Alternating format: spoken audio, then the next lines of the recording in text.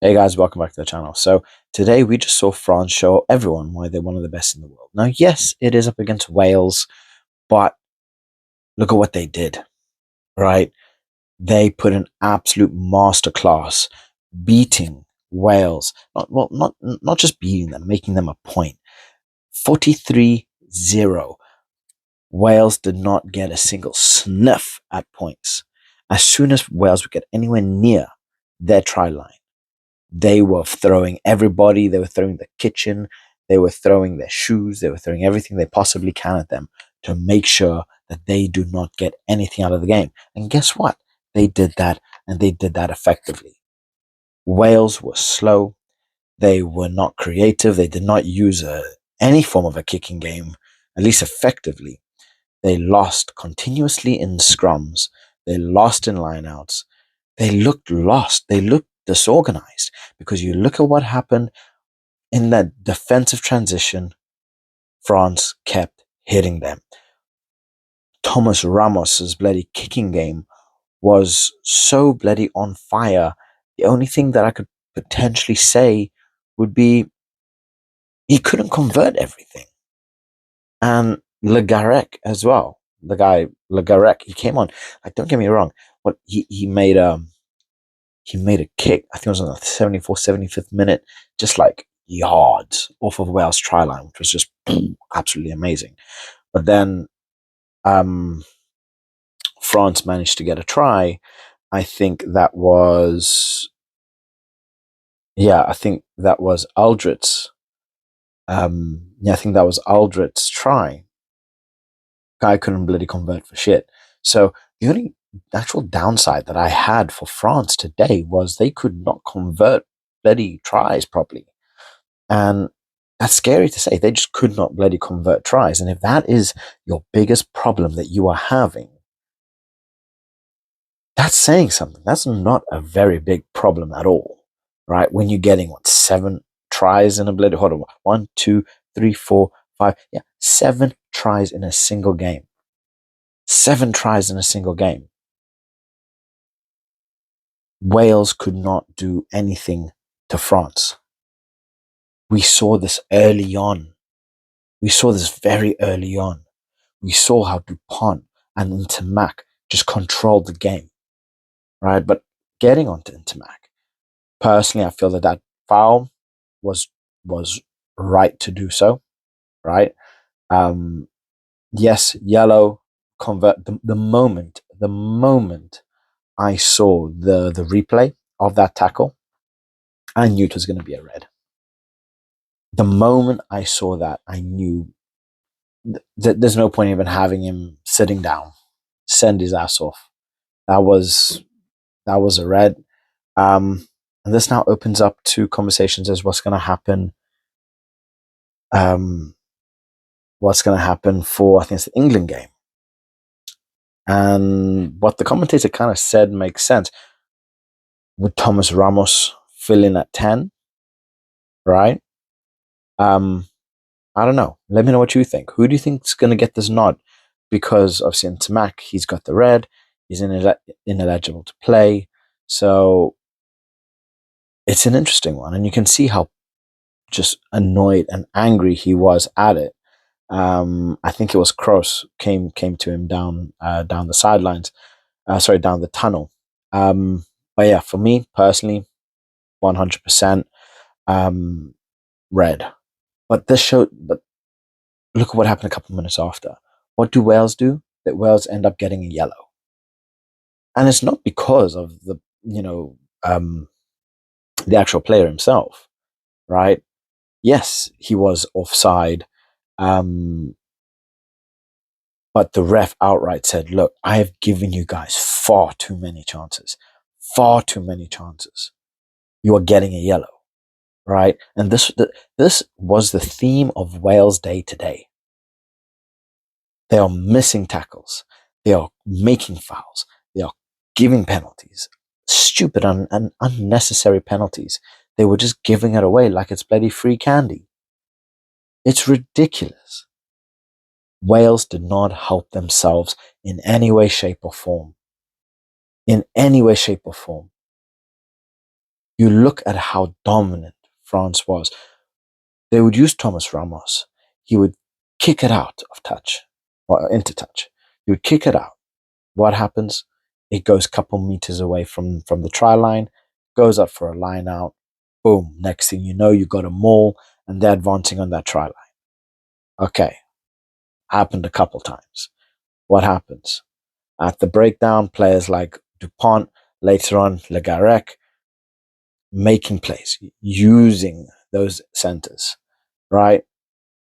Using the forwards to really set a big pack going and creating space. Look at what happened after half time. Galtier, he brought on pretty much all of his forwards. Well, I think it was like 4, 5 forwards that he brought on in one go, right? And it's lovely to see Julien Marchand come on. But Gaetan eventually ended up coming on, and he got himself a try. Julien Marchand, he got himself a try. At the Sogbe, he is making a bloody name for himself, and I think the guy's still technically eligible for the under-20s, but when you're putting in performances like this, getting 2 tries, obviously Le Beep Beep, Mr. Roadrunner himself, getting himself with 2 tries, it's looking promising for France. It is really, really looking promising for France. And I'm telling you this now because everybody needs to be watching out for this France team, right? Because yes, it's Wales. Yes, they are not defensively strong. So it's going to be interesting to see France up against the likes of Wales, sorry, England, Scotland, Ireland. That Ireland test is going to be a big, big, big, big test. So this is a brilliant start. This is going to get France going. This is going to give them that confidence boost needed to go into the next game. But Romain Tamac is a big loss for that next game. Not going to lie. He played his bloody socks off. He really, really played his socks off. But a player that I would like to talk about that really played his socks off was Aldrin. This guy is just ridiculous. Like, how is it fair to have a player like this guy? And I think it was the commentators again said, like, this guy's going to have to make himself a new cabinet for man of the match awards that he's getting. And that's too bloody right. The guy is phenomenal. And what happens a couple minutes after they determine that he is man of the match? He's like, hold my drink. Boom, try. The guy's ridiculous. It's unfair. I was sitting down and I was just laughing. Just like, yeah, that's what he does. That is what he does. It's not fair. No. France are just unfair, but you can't help but laugh because it's just stupid. It's just ridiculous. And I don't know. I love the game. Like, I genuinely, genuinely love the game, and I completely saw this happening. There was going to be a run out. I deep down, I had a small hope. I had a hope to say, look, maybe, possibly, somewhere over a rainbow where skies are blue, they might be able to do it. But unfortunately, this is not Disney. Miracles do not always happen.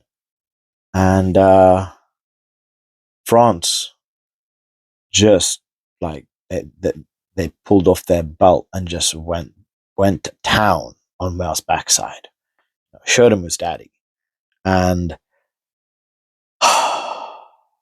I'm not feeling good for this Wales side in the Six Nations, especially when you have the squad that is so strong of Scotland.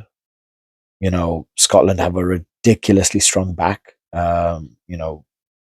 Ridiculously strong backs. England have ridiculously strong backs. Ireland have ridiculously strong backs, and Italy as well. So I don't know.